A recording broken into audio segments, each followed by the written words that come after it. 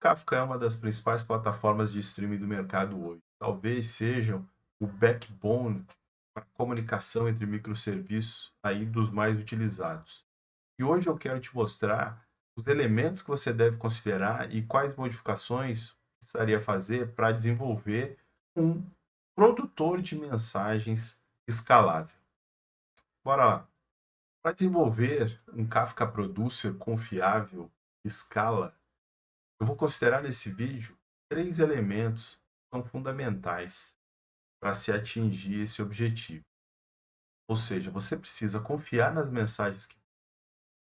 Quando eu falo de confiança, é ter certeza de que aquela mensagem publicada foi recebida e gravada no servidor de Kafka. Tratar eventos como alteração de estado. Eventos são evidências do que aconteceu. No entanto, cada evento tem características próprias e tem contexto próprio. Como padronizar isso para que seja processado de maneira mais eficiente e levar o seu contexto junto, que é mais importante. E a terceira é justamente o contexto, ou seja, a ordenação. Como é que eu garanto que a ordem das mudanças que estão sendo publicadas para o Kafka seja mantida de acordo com a base relacional ou de acordo com a forma como eu estou gravando base localmente, ou seja, garantir a semântica dentro de negócio.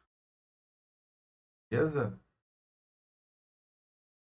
Esse tipo de processo de produtor de mensagens que eu vou tratar hoje, ele é aderente a um tipo específico de microserviço, ou seja, os microserviços de negócio. Ah, mas o que são microserviços de negócio? São aqueles que fazem alterações em estado de objeto de negócio. Ou seja, eles funcionam mais ou menos da seguinte maneira. Acompanha comigo aqui nesse fluxo de transição de estados feito pelo Eric Evans no livro de DDD, né, o famoso Blue Book, ou seja, o livro azul. O objeto de domínio, ele é criado, ele pode ser armazenado ou recuperado, ele pode ser modificado, ele pode ser excluído ou arquivado, de acordo com a necessidade. Ou seja, ele tem um determinado ciclo de vida bem definido. E esse ciclo de vida é operado pelos microserviços, que eu estou chamando de negócio. Existem microserviços que não operam transições de dados, ou seja, transições de estado do dado. Eles pura e simplesmente coletam os dados, seriam os microserviços de sensoriamento ou de captura, né? Ou seja, eles capturam dados, por exemplo, de leituras de dispositivos, de logs de eventos que ocorreram em outros serviços. Eles não vão modificar, mas sim armazenar aquela sequência de leituras que está sendo recebida. E esse tipo de serviço, em geral, ele tem uma arquitetura mais ou menos dessa maneira, né? Ou seja, ele vai ter uma base de dados local. Eu estou posicionando o Kafka exatamente no ponto de upstream, ou seja, o serviço está publicando mensagens para o Kafka e é exatamente esse ponto que vai ser importante para a gente. Por quê? Eu preciso garantir que está publicado no Kafka está armazenado na base local. Ou, pelo menos, eu saber exatamente as situações que esse caso não vai se tornar verdade, né? E o que eu preciso ou posso fazer para sanar esse tipo de problema, ou seja, o nível de garantia, o nível de confiabilidade da rotina que eu estou desenvolvendo. E isso vai depender, claro, das tecnologias utilizadas. Então, aqui no caso, esse exemplo, eu estou me apoiando num PostgreSQL, uma base relacional, como infraestrutura para o microserviço ASP.NET e o Kafka como plataforma de publicação de mensagem. E como é que eu vou relacionar essas duas coisas? Eu tenho duas escritas, mas a consistência precisa ser transacional, e é justamente por isso que o Postgre entrou no jogo. Ou seja, eu estou associando a mensagem que está sendo publicada a uma transação que está ocorrendo mais ou menos assim. A primeira modificação, então, seria essa aqui. Eu coloco a publicação da mensagem no método, aqui é o remove, serve, atende para apresentar o contexto de mudança, ou seja,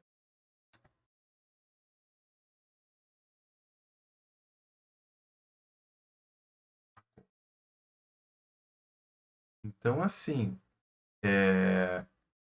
aqui eu estou publicando a mensagem no método do repositório, onde estou ao mesmo tempo criando o contexto de transação para remover um elemento, né, da minha base de dados, remover o objeto, né, da minha base de dados. Da mesma maneira, aqui eu estou adicionando ou alterando um objeto de domínio, eu estou publicando a mensagem. Ou seja, um erro gerado na publicação vai impactar na transação local que está ocorrendo na base de dados. E com isso, eu consigo avisar para o usuário que eu tenho um problema naquela operação que está sendo executada, e ele pode mandar a operação ser executada novamente. Ou seja, esse cenário é o que a gente chama de duas escritas. Mas a diferença dessa implementação, inclusive, é um dos padrões publicados pela Confluent para integração com Kafka, que é o que eles chamam de escrita paralela ou escrita. É o problema da dupla escrita, ou seja, eu preciso publicar a mensagem e eu preciso salvar na base de dados. Então aqui eu estou deixando o commit da transação da base de dados para ser executado depois que eu tiver a garantia de que a mensagem foi recebida por pelo menos um dos servidores do Kafka. E aí, só para vocês terem uma ideia, né, de como é que o commit dessa operação está sendo feita, então, vou abrir a escrita.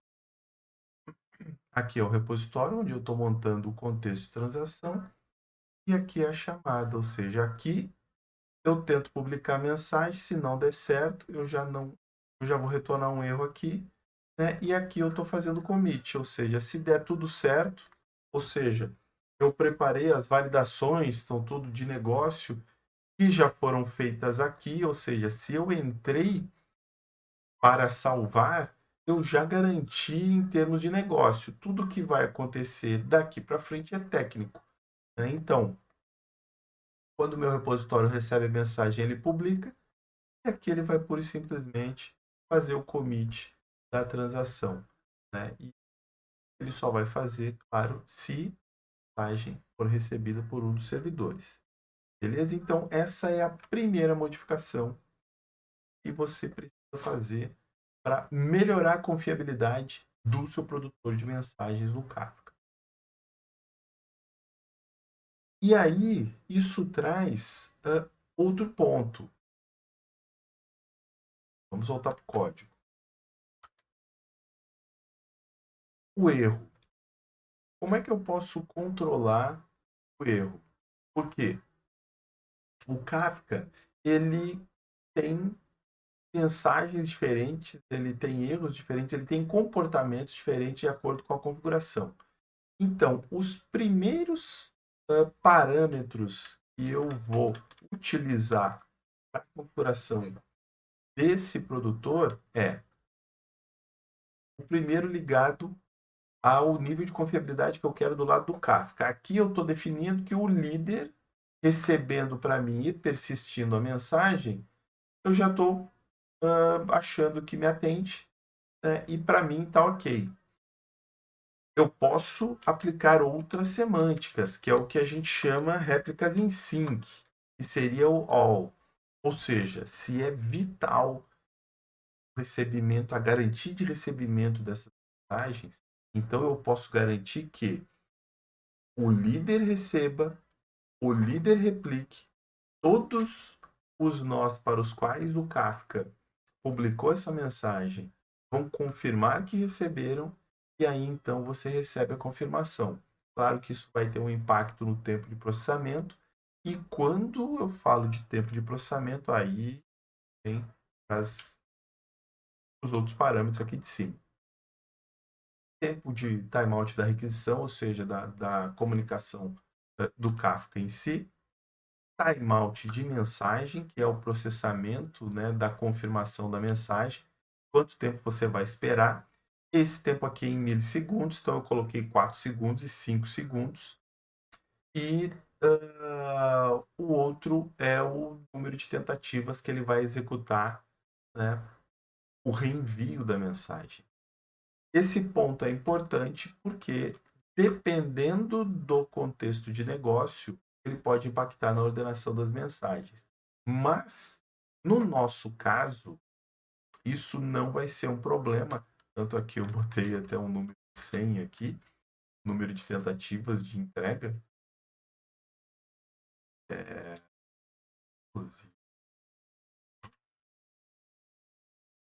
Tentativas de entrega, porque teremos chaves da partição que vai garantir a ordem, mas vou falar disso mais à frente. Beleza? Então tá. Temos limites com timeout para a conexão, temos limite para o tempo de confirmação, para esperar o tempo de confirmação. Configuramos o número de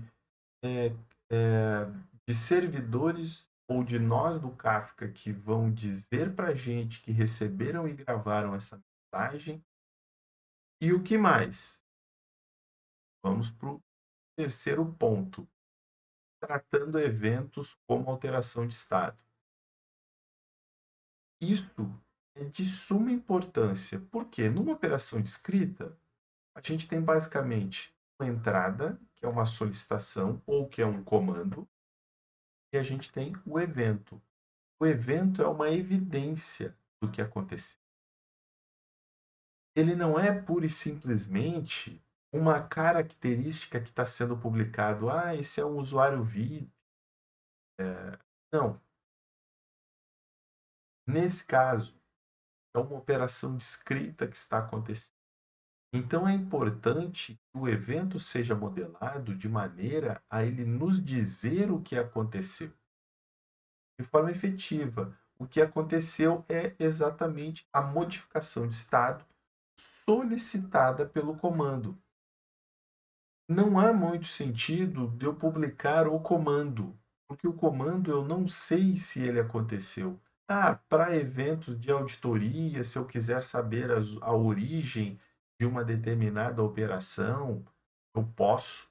Só que eu terei no meu log uma série de operações que não terminaram, né? Ou seja, operações que, por alguma regra de negócio, não foram continuadas, ou que foram canceladas pelo usuário, ou que teve algum problema de comunicação, enfim. Eu terei uma série de mensagens com fluxos parciais que não vão fazer muito sentido, vão poluir uma eventual análise de evidências que é o lado direito, né? Então, para escalar um produtor de mensagens com Kafka, que já tem um bom nível de confiabilidade, conforme a gente configurou no slide anterior, a gente precisa publicar ou focar a nossa energia nos eventos e, ao mesmo tempo, modelar os eventos de maneira que eles representem modificações de estado. Então, o que seria modificações de estado? Esses nomes eu estou me baseando aqui no processo ou na técnica de modelagem Event Storm, né, essa pequena máquina de estados aqui. E se você quiser mais informações dela, se você quiser mais informações, quiser que eu faça vídeo associando Event Storm à criação de evento, como é que eu modelo, como é que eu crio esses eventos, então comenta para mim aí que vai ser muito legal falar sobre isso. Então vamos lá. Aqui eu defini vários eventos. Então, o evento é sempre uma ação no passado, ou seja, é algo que ocorreu, é uma certeza, né? Eu não tenho mais assim a possibilidade daquilo. Não, aqui ocorreu. Então, aqui eu tenho produto criado, produto alterado, produto liberado para venda, produto comprado, pagamento efetuado, produto selecionado, produto recebido pelo estoque, pagamento efetuado. Então, pagamento efetuado tá até duplicado aqui, né? Então tá. Mas e aí? Eu tenho os eventos e eu vou focar na publicação dos eventos. Então, seguimos. Uma vez que a gente tem os eventos, a gente tem a sequência de como um determinado fluxo de operação acontece. Por exemplo, eu não posso mandar liberar um produto que não existe. Ou seja, a agregação que vai nascer como contexto das transições de estado de um produto e o produto se torna uma entidade principal, uma entidade de interesse, que eu estou chamando também de agregação. Porque eventualmente ele pode ter entidades associadas ali, entidades secundárias, mas isso a gente vai falar em outros vídeos também. Vamos seguir aqui com a ordenação de eventos. Então, assim, eu preciso que o evento ele esteja posicionado da forma certa. E aí eu consigo validar a origem dele, né? Eu consigo validar o contexto dele. Então, aqui, por exemplo, eu tenho produto recebido pelo estoque, produto criado, produto liberado. Então, como é que eu montei essa semântica aqui, por exemplo? O produto recebido seria aquele BIP, né? Ou seja, trouxe a caixa tem um lote de produtos, eu escaneio a caixa, aí ele me abre a possibilidade para eu colocar os detalhes do produto, eu coloco os detalhes do produto, ou não. Se eu não colocar os detalhes do produto, eu vou ter um evento gerado de que um conjunto de produtos ali, ou seja, um lote ou um scan foi feito e eu já tenho o primeiro estado desse objeto criado. Eu tenho uma identificação. Eu não vou ter os detalhes dele, mas eu tenho a evidência de que ele pelo menos chegou no estoque. Ou seja, eu começo a contar a história do ciclo de vida desse determinado objeto. E aí, com isso, ele pode seguir. Eu vou complementar os dados e solicitar a criação desse produto. Criou o produto, eu passo a ter os detalhes, ou seja, eu tenho a confirmação de que ele chegou no estoque, eu tenho os detalhes de que ele foi criado, ou seja, ele foi complementado. Então, com isso, eu tenho um segundo evento. Ele foi complementado, foi verificado, eu posso ter milhares de eventos aqui. E, inclusive, no momento que você passa a trabalhar com eventos, o serviço ele pode variar em termos de contexto.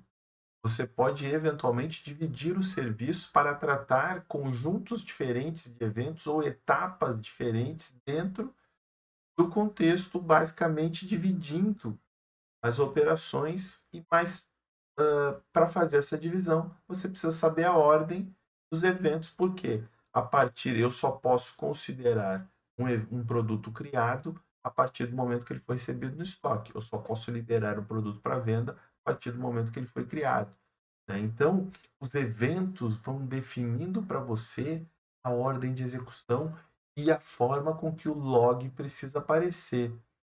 Beleza, mas se o evento está definindo a ordem, como é que o Kafka vai me ajudar a garantir essa ordem, sendo que o Kafka está preocupado em receber as mensagens publicadas e distribuir, afinal, ele é uma plataforma de streaming distribuída.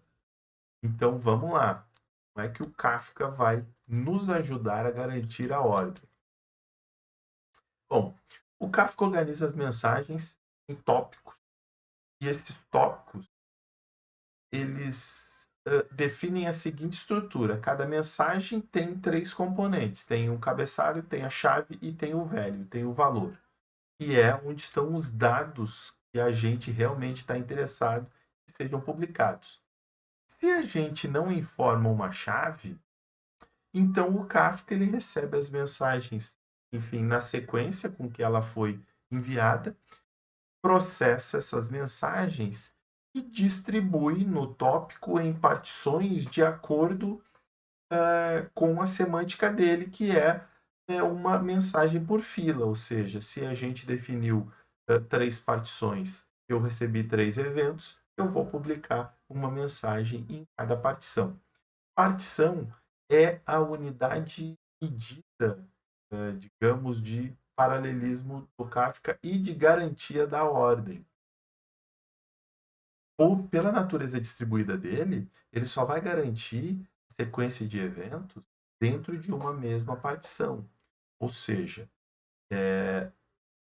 o evento precisa dizer para ele aonde ele, qual é, qual é o fator que o identifica, e a partir desse fator, se ele for definido como chave, Kafka consegue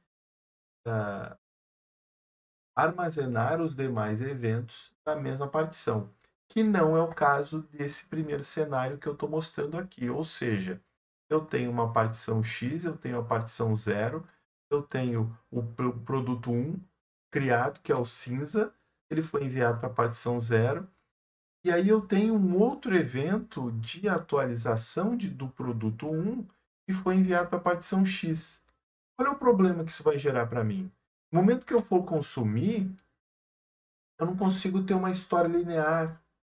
Eu vou ter que ler duas partições e no consumer é que eu vou ter que gerar essa ordenação.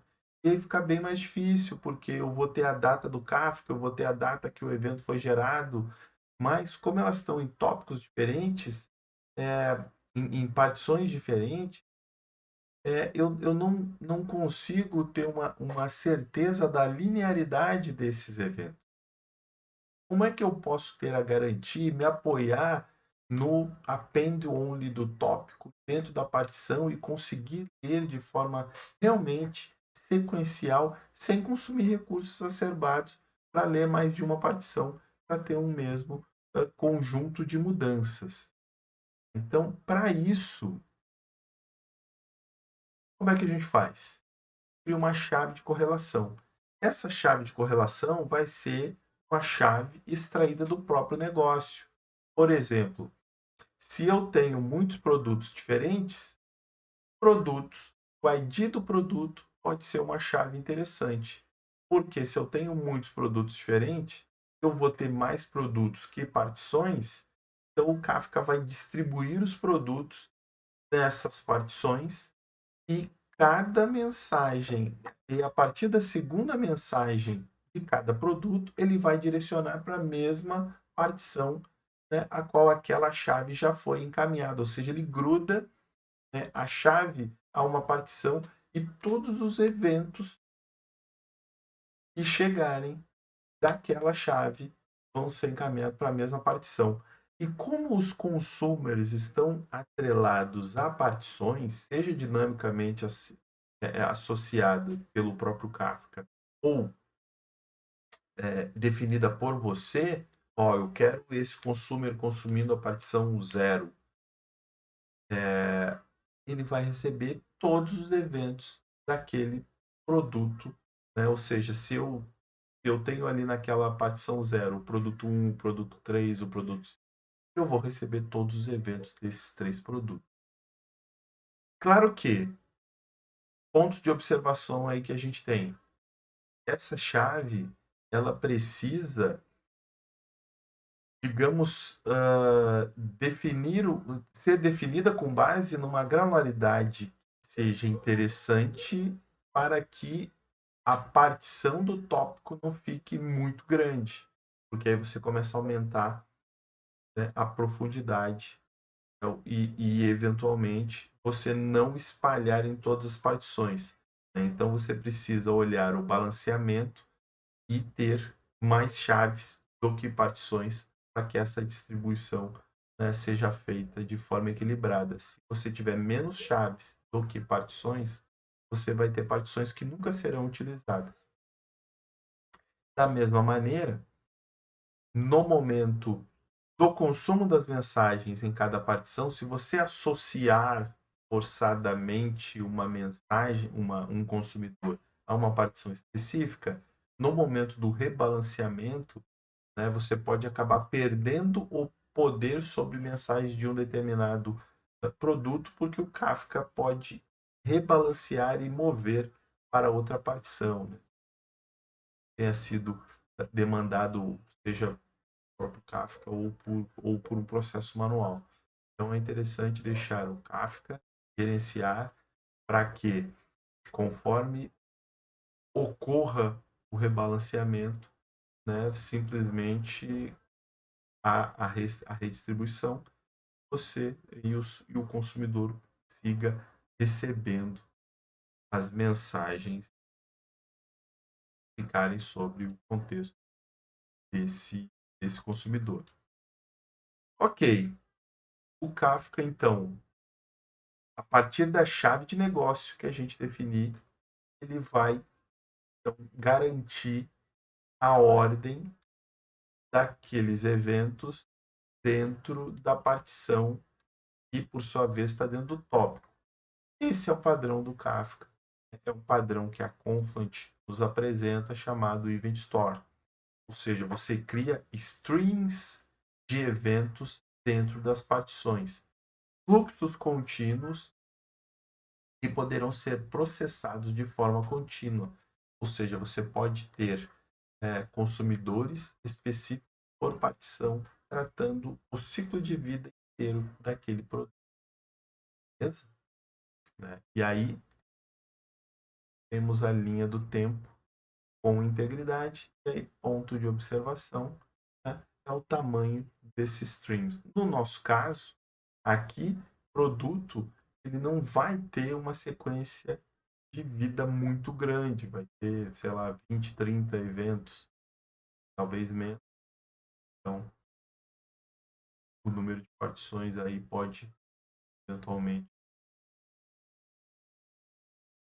crescer sem, sem impacto por necessidade de ter mudanças muito, que um determinado objeto ele vai durar muito tempo, ou seja, ele vai ser modificado muitas vezes por muitas pessoas, por exemplo. Ele pode ter muitos eventos e aí sim, né, o stream vai precisar ser gerenciado, mas isso vai ser conversa para outro. Beleza? Vamos seguir. Beleza, temos a ordem garantida, temos a confirmação do recebimento com os devidos timeouts, né? Os dados estão organizados em tópicos, em partições, mas Kafka tem essa característica de organizar por tópico e, ao mesmo tempo, eu estou falando para organizar os eventos num mesmo tópico, eventos diferentes, para ficarem dentro da mesma partição. Se eu tenho eventos diferentes e eu quero gravar numa mesma partição, então eu preciso ter uma estrutura por fora desse evento que padronize e eu possa trabalhar com ele de forma tipada para me apoiar ou utilizar recursos que agregam confiabilidade no armazenamento no Kafka.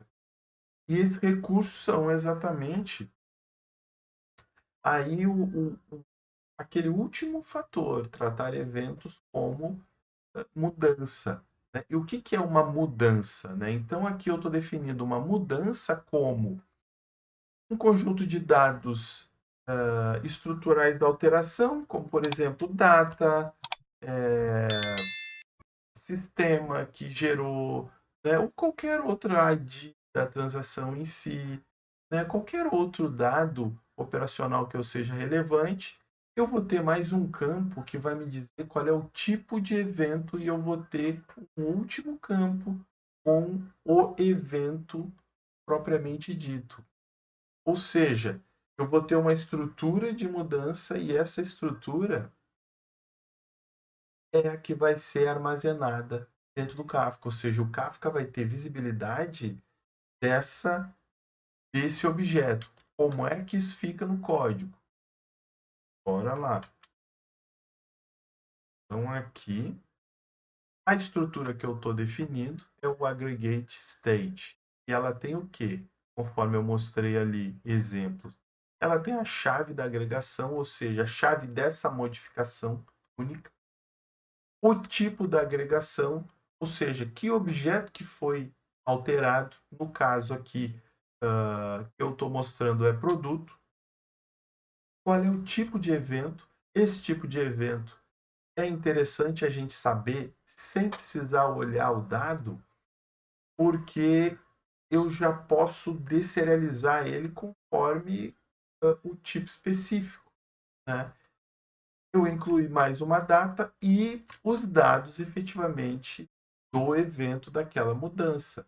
Né? Então, nesse objeto, eu estou usando o dado como JSON, porque esse aqui é o objeto de mapeamento para o armazenamento no Postgre.